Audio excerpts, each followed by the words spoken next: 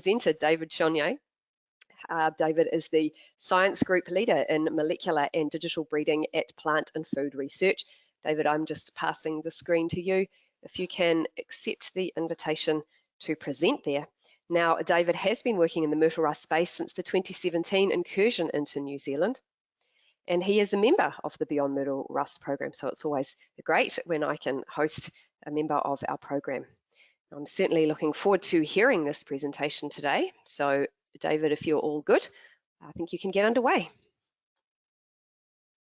Kia ora, Rene. Kia ora koto. Ko Pirene te manga, ko Garon te awa, ko Gascon toko iwi, no parani aho, kei papayoea toku kainga ina inei. E genome analysis of mānuka, rewa rewa, karaka, maere tawake, tōtara, kaori, hoki, tāmure, araraki ki aronga au marakai toko mahi. Ko David Chonier toko ingoa, tēnā koto, tēnā tato katoa. Hi everyone, my name is David Chonier. I'm based in Palmerston North in New Zealand. I work at Plant and Food Research as a science group leader, leading everything to do with genomics and bioinformatics and gene mapping across plants, animal, and other types of organisms. I'm very pleased to give a presentation today. And to start my presentation, I'll have a quick thought to all our colleagues across the New Zealand North Island who are stuck without power or cell phone or internet access and so on, or have damage in other places. This is quite a difficult situation. So we're thinking about you, and hopefully you'll have time soon to listen to this recording. All right, so today I'm going to talk about some of the work we are doing around understanding the response of a few treasure species in New Zealand to Myrtle Rust, and that's going to be focusing primarily on mānuka. I'd like to acknowledge my co-authors today who have done some work on various aspects of this project, from designing it to doing data capture, data generation, as well as data analysis. All right, so just a bit of a mapping exercise. This research is a part of the MBIE Endeavour program called Beyond Myrtle Rust, and I just put a red sticker just to indicate where we're sitting in that particular project. The mahi I will talk about today is about understanding the novel mitigation technologies for Myrtle Rust, and specifically understanding whether or not there's some genetic factors linked to resistance or tolerance to Myrtle Rust, focusing primarily, as I said, on mānuka.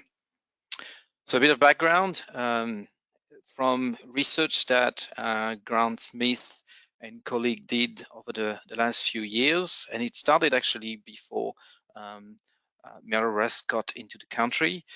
So we know that there's a lot of Myrtaceae species that are susceptible to Myrtle Rust. Nevertheless, by testing seedlings from different provenances of various species of New Zealand Myrtaceae, and it was thanks to collaboration with Jeff Pegg and Louis Shuey in Brisbane, we know that there's some level of resistance that can be observed in those species, especially in mānuka.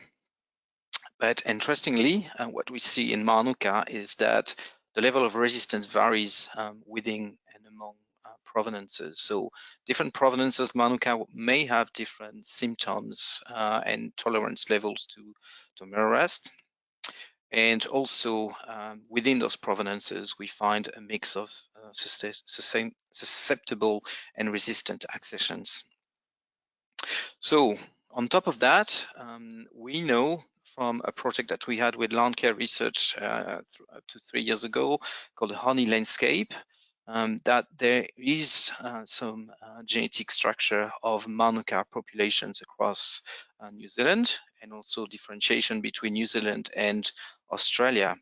And that means that there is a large number of DNA variants across the mānuka genome and across its natural range. And some of those DNA variants may be linked to resistance. So specifically, the objective of this work and what I'm going to talk about today is answering those research questions. First, is the resistance to Myrtle Rust that we observe from the preliminary work that we've done with Grant and Jeff Pegg. So is that resistance due to a genetic control?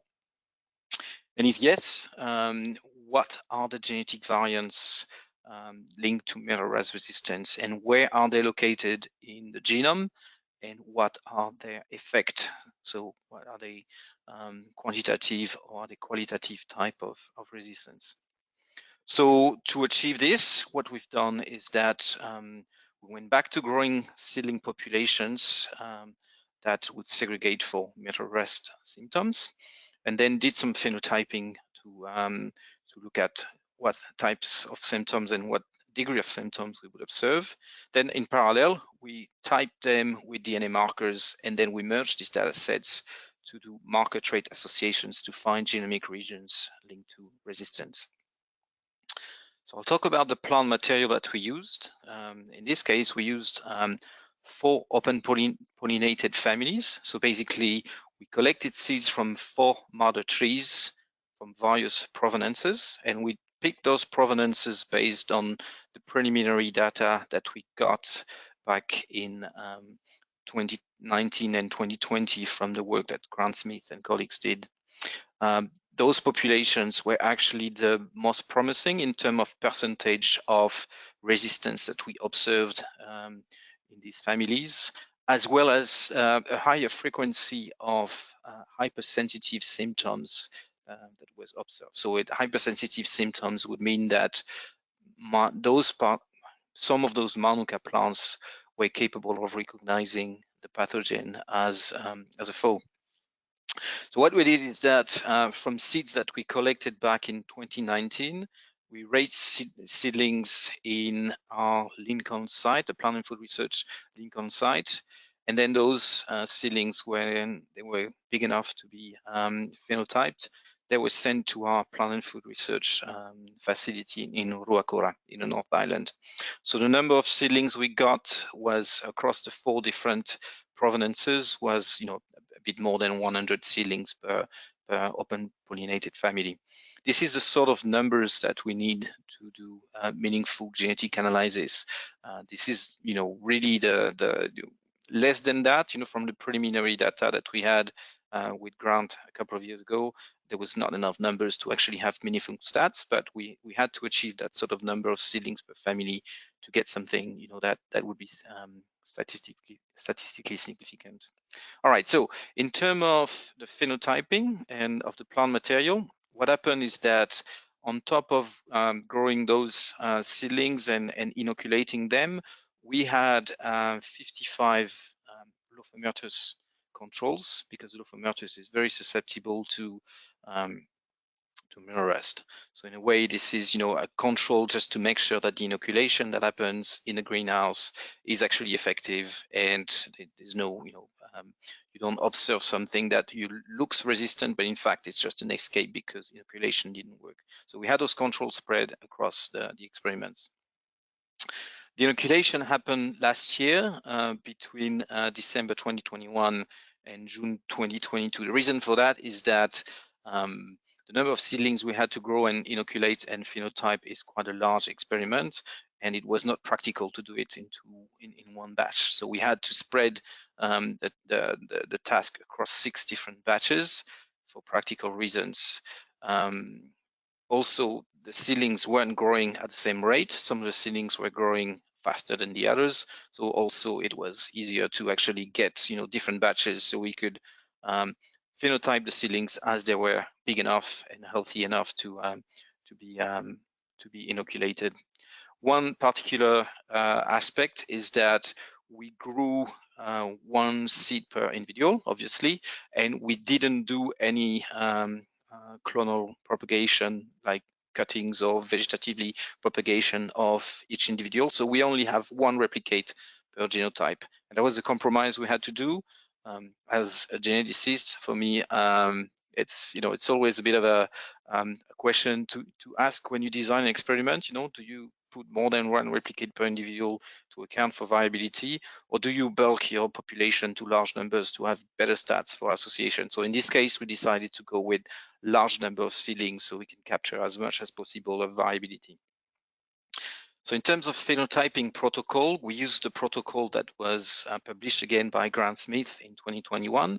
This protocol is slightly different from the usual Myrtle Rust protocol for the reason that at the time what we observed is that there was not only symptoms happening on the foliage but also on the stems, and it was a new stem scale that had to be set up.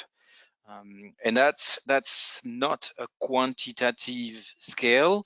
It is you know, a L1 score, for example, would indicate that there's no symptom, but a L2 score would show an hypersensitive response. So actually a response of a gene for gene relationship that would code for that resistance.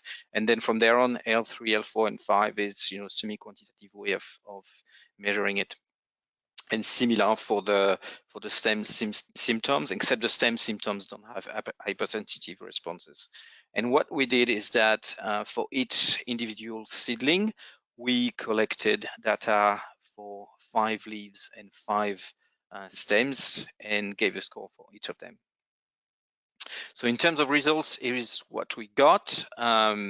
So first, we looked at whether or not there was an effect of that family that we used on the types of phenotypes we were getting. And this histogram is showing you in orange the number of resistant plants that we observed per provenance. And on the very right of this graphic is the Lophomertus controls, and as expected, they're all susceptible. Those percentages we observed were quite similar to the preliminary data we had on smaller families back in 2021 that was done by Grant and the team. Now, what's interesting is that, as I said, we had to grow the plants at the same time, but we had to phenotype them in 6 different batches.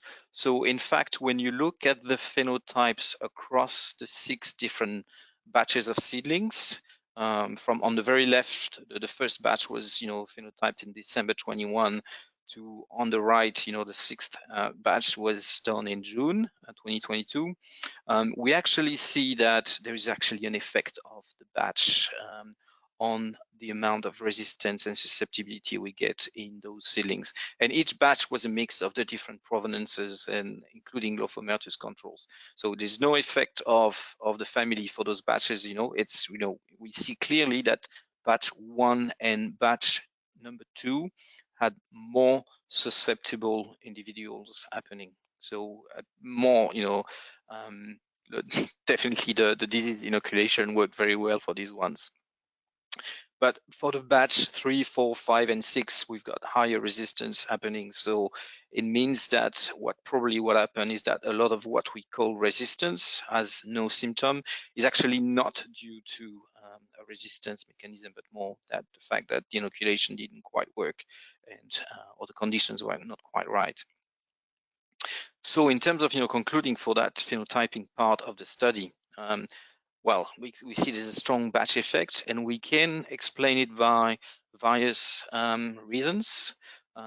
First, you know, because the assessment was done between, you know, beginning of summer to beginning of winter in using time, and the greenhouse conditions, even if it's a so-called temperature control greenhouse, the conditions were quite different. So there could be an effect of those conditions on how Myrtle Rust affected those seedlings.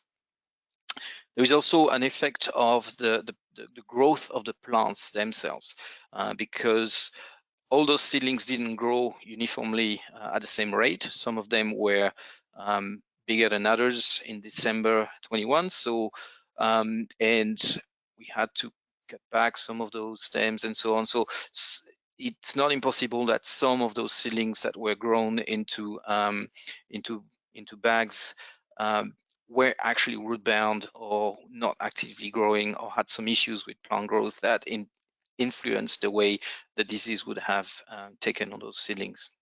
There was also some a couple of different greenhouse technicians that were involved in this study. Between December and June, there was some change of staff, so it could be also some effect of the way the plants have been assessed for their susceptibility. But really, it's probably a mix of all these factors together that explain the difference between the early and the latest batches. So in this indicates that our decision early in the project was to have one replicate per seedling, but in the future it would be recommended to have replicated materials, so have vegetatively propagated and multiplied samples, so more than one plant per individual genotype to be actually assessed, so we can have account for variability between batches and have some randomized batches. But from there on, what I decided to do is that the analysis that was done to understand the genetic control of those characters was done on batches 1 and 2, the more susceptible ones. So we avoid all the different escapes we might have from batch 3, 4, 5, and 6. And as I said, it's impossible to do a statistical correction for batch effect, as we don't have replicates between those, and we can't actually use the Lophomertus controls for that. So on top of that, so we've got these data sets where we've got 5 leaf observations and 5 stem observation per seedling for susceptibility. So we calculated some semi-quantitative variables for each of the seedlings. So one incidence score, which is basically counting the number of times we observe either a susceptible leaf or a susceptible stem. So it's a score that would go between, because you've got 5 stems and 5 leaves, a score, an incidence of 0 would be 0 stems, 0 leaves in total being susceptible, yes, correct. And a score of 10 would be high incidence, so all 10 observation, 5 leaves, 5 stems per plant would be showing symptoms. And then we've got a severity score, which is taking the scale that's developed, from L3 to L5 for the leaves and S2 to S8 for the stems, and we use those numbers and calculate, what's the average severity of the symptoms over for each seedling. So that's the phenotyping part. The next part was actually to generate some DNA data for each of those 500 plus seedlings. So what we decided to do was to use a DNA chip to do this, or we call it SNP array. And basically what it does, it's a technology that is capable of capturing thousands of DNA variants within one single reaction. So instead of doing, a PCR reaction of one DNA marker at a time, you put that on those DNA chips, and you get data from across, thousands of DNA variants simultaneously. So it's quite a cost-effective and time-effective type of approach. So in this case, what we did was developing an array for mānuka that contained about 9,000 DNA variants from across the genome. And what we did for that is that first we used the genome assembly of mānuka that we published back in 2019. So we've got a map of the 11 chromosomes of mānuka. And what we did also is that we used the DNA sequencing, the whole genome DNA sequencing we've done from across all New Zealand and all different provenances and the entire genome, and that we published last year. So we had about 2.5 million variants in total that we selected a representative subset of those to include into that DNA chip. It was a bit overkill to do the full genome sequencing and probably a bit more expensive. So we decided to go with that SNP array option rather than doing whole genome resequencing. We're currently in the process of publishing this SNP array. It's quite a unique one because to achieve, competitive costs and a large number of samples for this particular DNA chip, we decided to include DNA variants for multiple species within the same technology, so we can actually bulk up numbers from various research projects that we had. So this particular array is not only for mānuka, but we can also screen DNA variants for raspberry as well as snapper and trevally. Now, so what happened going back to the Myrtle Rust population. So we did, before we inoculated them with Myrtle Rust and did the phenotyping, we collected leaves from them, extracted DNA, and then we sent it to a company in Europe to do the screening with that DNA chip. And once we get the data back, I had a bit of cleanup to do on this. And out of the 9,000 DNA variants that were on that chip, more than 1,000 of them were very high quality and across and located across the genome, and they were retained for the further analysis. So basically, we end up with a massive matrix that each column is one individual seedling that we genotyped, and each row is the DNA marker. So you know exactly at which location in the genome what is the genotyping status of each seedling. So we did a quick test to see, whether or not that DNA data was making sense. And at the same time, we were doing some genotyping for some other projects, including, screening different provenances of mānuka across New Zealand and Australia. And as expected, we see a good clustering. Population structure was clustering as expected, with different provenances in New Zealand clustering together across the North and the South Island, and also quite a large differentiation with Australian populations. So what we did next was correlating the DNA data. So we've got a big matrix for every single part, single DNA variant in the mānuka genome, and then we've got the phenotypic data for this. So we correlate them together, and we did an association analysis. So that's Melissa Tane did this with a package called Summer. And what we did is that we did it for every type of phenotype that we measured. So in this case, those graphics, every little tiny dot is a different DNA variant from chromosome 1 to chromosome 11. So they're sorted by their location on the mānuka genome. And the higher the dot, the more significant is the association. So we found a few associations coming, for leaf resistance and stem resistance on chromosome. It's hard to see because the font is very small. But I can tell you it's chromosome 4 and chromosome 10 in the mānuka genome. So if you look at those particular dots and look how they correlate with the phenotype, that's how it looks like. So if I pick the chromosome 10 DNA variants that gives the biggest, the highest significance, and if we plot that against, the resistance, we see some association. So in this case, what you see is the y-axis of those three graphics are the Myrtle Rust susceptibility symptoms. So we've got the incidence score from the left one. You've got the maximum symptom you would observe, the maximum score you would see in the leaf that were measured in the middle one, and the severity score that I calculated for the right one. And the x-axis is giving you the status of that DNA marker from chromosome 10.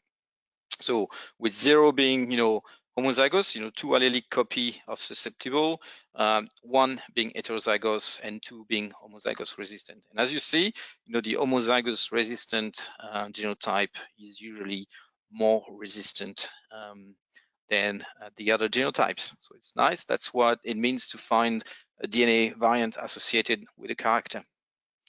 Now, what we can see also is that we can look at the frequency of those particular DNA variants across the different provenances, and we can see that some provenances have, that's the green part of this graphic, of this histogram. We can get an indication of whether or not this variant is frequent in one provenance compared to another. We did the same with chromosome 4, and in this case, that's the opposite. The allele 0 is the one that's resistant, but you see that again, you see the same trend. You see an associated, a significant difference between the susceptible and the resistant genotypes. So that's good. Now, and again, we looked at the frequency of those in the different provenances of mānuka that we tested. Now, what happens is that you've got a resistance on chromosome 4, you've got a resistance on chromosome 10. What happens if by chance they are present, they are combined? It's possible that an individual mānuka plant might have the resistance from both chromosomes. So this is what I'm trying to show on this graphic here. And the green shaded area is an example where we get homozygous resistant for both chromosome 4 and chromosome 10. And we see that there's a lot of dots, so each dot is an individual. The incidence of Myrtle Rust tend to be much lower if you've got homozygous resistance from both chromosome 4 and 10. Whereas if you've got none of those resistance at all, that's the pink shaded area, you've got a really, really high chance of having a susceptible mānuka seedling. So it means that in this case, the two loci can, act additively together. They can, combine their forces and get, more chances of being resistant. All right, so I'll conclude about this study. So phenotyping has been established in New Zealand. So previously in the preliminary analysis that we've done of New Zealand Myrtaceae species, we had to send seeds to Australia to get them phenotyped, and we can now do it in New Zealand. However, I showed that there's still a few challenges there. I demonstrated that there's still some batch effect that's due to greenhouse conditions and plant growth status.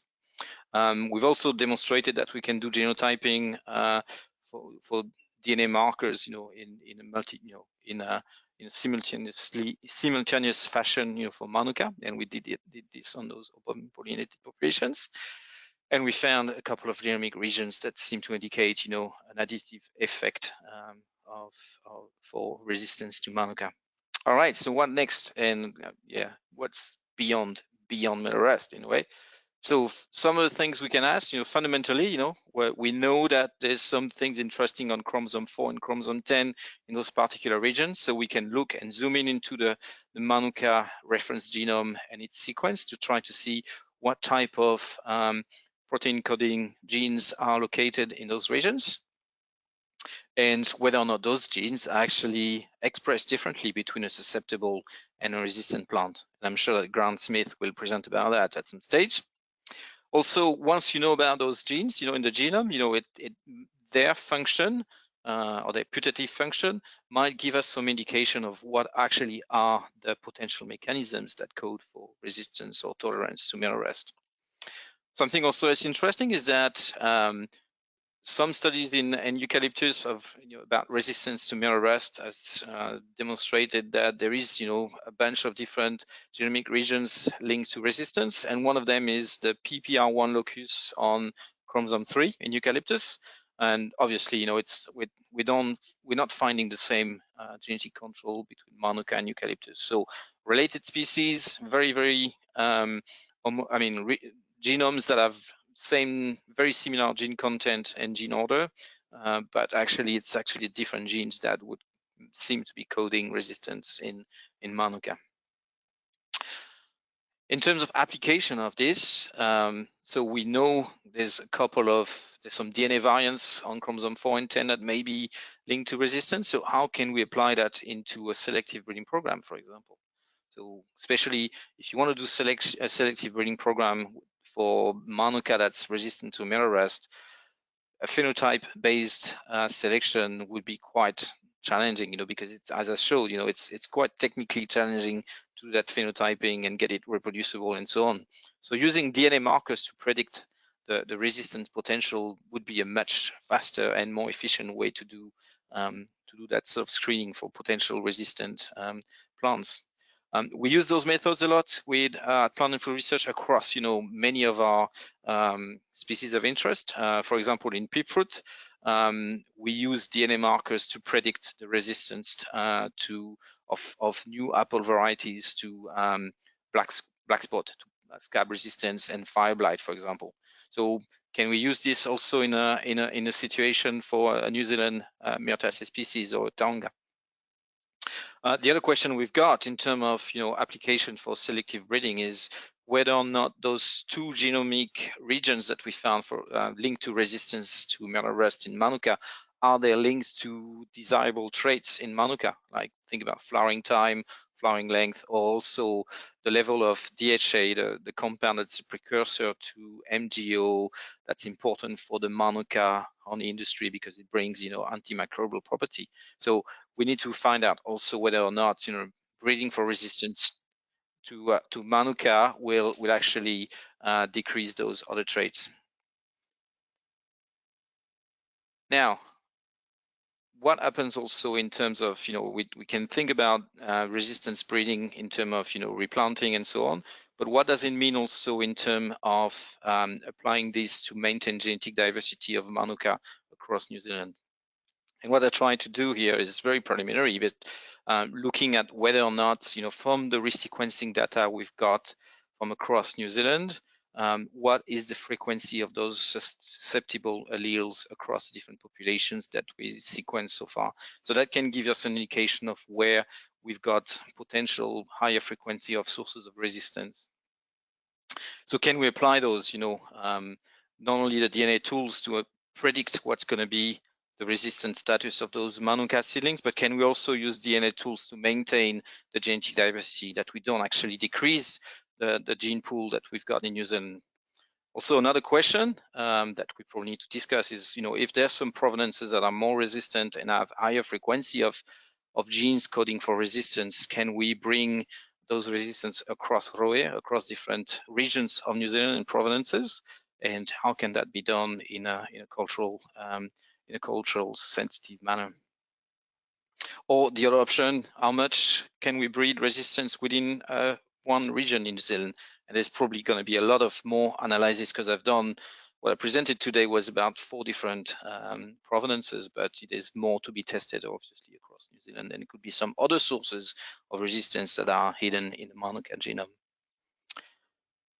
Also, what can be done is, now we know a couple of genomic regions linked to resistance. It can actually bring us to ask the question, what happens if, due to disease pressure, those particular variants are, like selective pressure for those particular variants? What does it mean for the overall genetic diversity? It could be that Myrtle Rust will put high pressure on the mānuka populations, and they will select, as in, naturally select certain types of mānuka. What does it mean in terms of the overall genetic diversity, and whether or not that's going to change our landscape? And also another question is that I just told you there's a couple of sources of resistance from chromosome 4 and 10. If we use that for selective breeding, do we select for 1 or 2? Because maybe selecting for more than one source of resistance will be more durable, because it's harder for the pathogen to go around those resistance and break it down.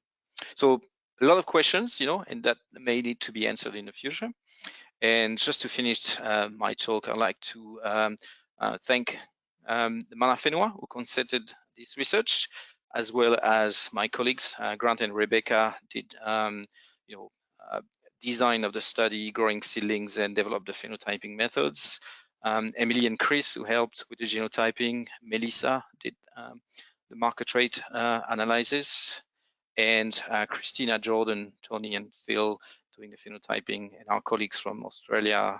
We've got an ARC program together that's leveraged out of MBIE beyond Myrtle Rust. So thank you very much for your attention, and I welcome you to have please ask questions if you have any. Thank you.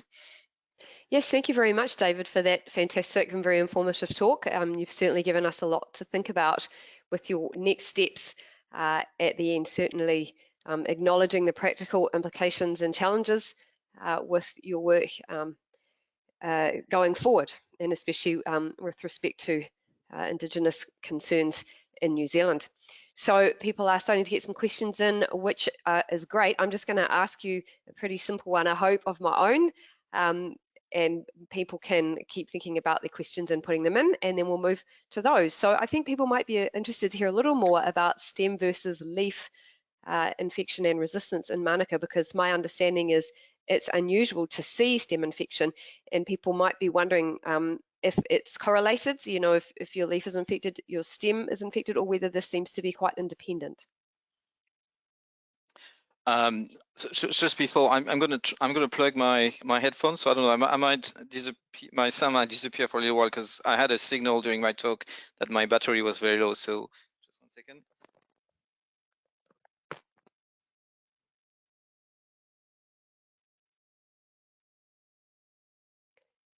speak to us, David? Hear me now? Yes, we can. Cool, very good. Sorry, it's technical challenge. Yes, so it's not a full correlation between stem and leaf infection. There's some seedlings have either one or the other, but there's a lot of seedlings that have both, either susceptibility or resistance. It seems to indicate different mechanisms, and definitely what we see from the DNA marker association results is that we get different significance and different hits, based on whether it's a stem or leaf symptom. So there is definitely maybe not exactly the different genetic regions being involved, but having a different effect on one or the other. What it probably indicates, and my colleague Grant might be in the audience here, itching to answer that question, but it might indicate the fact that we've got leaf and stem symptoms might indicate that the type of mechanisms involved in the resistance. It's not actually so much about the plant being able to detect it's been attacked, but it's probably more about something structural, the fact that, I don't know, the structure of the stem, the chemical composition of the stem versus the leaf might actually influence how Myrtle Rust is capable of going inside the cells and infecting the plant at those particular sites. Very good. All right, now the questions are coming in quite fast, so I will move on now to hear from some of our audience members. The first one, perhaps more of a comment. It seems key that the inoculation system needs to be refined because presumably susceptible should always be 100% infected at a high level. And actually this gentleman, I might reveal him to the audience, is Richard Nesco, because I know he'll be known to some of you, and he's been on this webinar series, certainly very experienced with breeding for resistance. He suggests that he's not sure replication of individuals is needed, and applied programs generally can work without it. I guess one thing I will comment on here, because I've seen this across the program, and you may not be so aware, David, that there are consistent challenges with inoculating this pathogen in a replicable manner. We're seeing it over and over again. It's a very challenging organism to work with.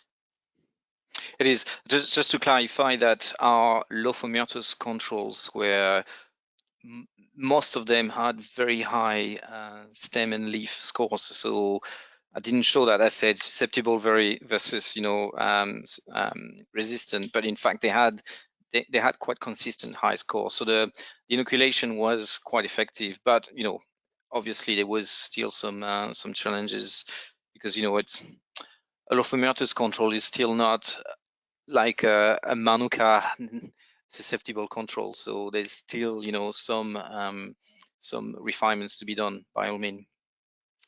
All right, and he's also asked me to let you know, and then this is something I'm sure we can discuss later, but the audience might also like to know that in late July, Richard and his team will be hosting a US-wide applied resistance workshop. There may be space from some international programs for representatives from some international programs to participate. So do get in touch with me or David Chonier or even Richard directly if you know him, and we can facilitate getting you some more information about that. All right, now this is a bit of a three-part question, so I'm going to ask it in three parts. How were seeds and substrates prepared for sowing, and did you apply fungicides or antibiotics? Gosh, I didn't do this part of the study. The seeds were grown on on seedling trays, like just normal seedling mix, and I don't think there was any treatment of the seeds, but don't quote me on that. Grant, I wish you were here. Grant from time to time does pop up and put questions out.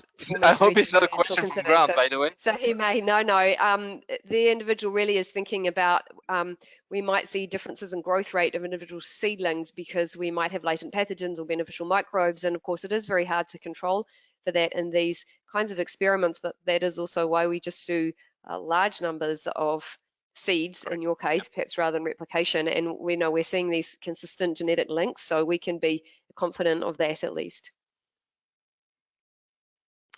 All right, the person asking the next question has actually had to depart, but others may be interested in this. Is there any RNA-seq study planned in this plant pathogen interaction? The additive effects, is it suggesting some recessive resistance in the background? So first, yes, there are some transcriptome experiments that have been performed, including some from one of the provenances that we did this study of genetic control on. So and that was done at various, like from early to 48 hours after inoculation. So that. Oh, David, we seem to have a sound problem with you here. David, can you hear me okay? Genes Oh, from there the we go. pathogen. David, can From you the hear me okay? Yes. Sorry, we had some audio issue there with a loud buzz obscuring your audio. Was there? Okay. So, I didn't get that. unless it was just me, unless it was at my end, perhaps. Sorry, I'll let you continue on with your answer there to that Yep, sure. question. So yeah, so the transcriptome we've done is giving us a list of candidate genes from the host, as well as giving us a list of genes that gives indication of what are the mechanisms put by the pathogen to infect the plant, and that's quite also a very informative data for developing some control methods. And I know that some people are exploring the use of RNA interference of those early expressed protein coding genes from Myrtle Rust, from the pathogen itself. In terms of recessive genes for tolerance, I don't know. I haven't thought about this one. It's possible. I would expect we would have seen them segregating in those seedling populations. We would have some.